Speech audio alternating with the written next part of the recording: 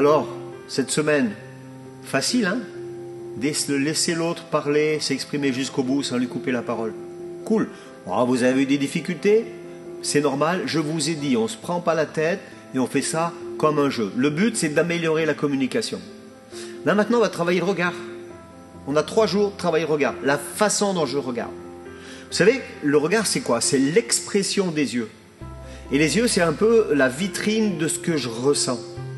Alors, il y a plusieurs sortes de regards. Il y a le regard tendre, il y a le regard sévère, il y a le regard paisible, le regard cool, un regard rempli de compassion. Moi, je suis sûr que Jésus avait un regard qui était rempli de compassion. Pourquoi? Parce qu'il était la compassion lui-même, n'est-ce pas? Et le regard peut exprimer le mépris, la méfiance. Moi, j'aime quand je parle à quelqu'un, je regarde la façon dont il me regarde. Ça exprime comment il va recevoir ce que je suis en train de lui dire. Donc, les yeux sont la vitrine de notre être. Il y a le regard lassé. Dans le couple, faire attention à ça. Hein. Il y a qu'on a l'impression qu'on sait déjà ce que l'autre va nous dire. Et ça se voit dans le regard. C'est pour ça que des fois, on ne va pas jusqu'au bout des choses aussi. Il y a le regard blasé, j'ai l'habitude, le regard fatigué. Donc on va travailler la façon dont on se regarde. Tiens, faites un petit truc. Vous allez devant votre glace et puis vous vous regardez. Est-ce que vous auriez envie de vous faire un câlin, de vous faire un bisou? Hein, il y a le regard charmeur aussi. Moi, j'aime bien faire le regard un petit peu coquin ou charmeur à mon épouse. Mais ça, c'est autre chose. Allez, on le travaille. Et puis, toujours pareil, dans le couple, la famille, c'est peut-être le moment de dire écoute, de la façon dont tu me regardes, j'ai l'impression que tu m'accuses.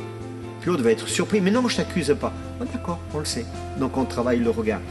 Trois versets. D'accord? Le Proverbe 15, verset 30, regardez, fantastique. Un regard lumineux réjouit le cœur. Alors je vais travailler à avoir un regard lumineux, comme ça mon cœur sera réjoui, et le cœur de l'autre aussi sera réjoui. Proverbe 22, verset 9, un homme dont le regard est bon sera béni. Alors ça vaut le coup de travailler notre regard. La Bible dit qu'on va être béni si notre regard est bon. Le Proverbe 23, verset 6, ne mange pas le pain de celui dont le regard est mauvais. Allez, j'ose penser que parmi nous, il y en a aucun dont le regard est mauvais. Donc on continue à manger ensemble, vous continuez à vous réjouir, on travaille le regard, c'est un jeu afin d'améliorer nos relations.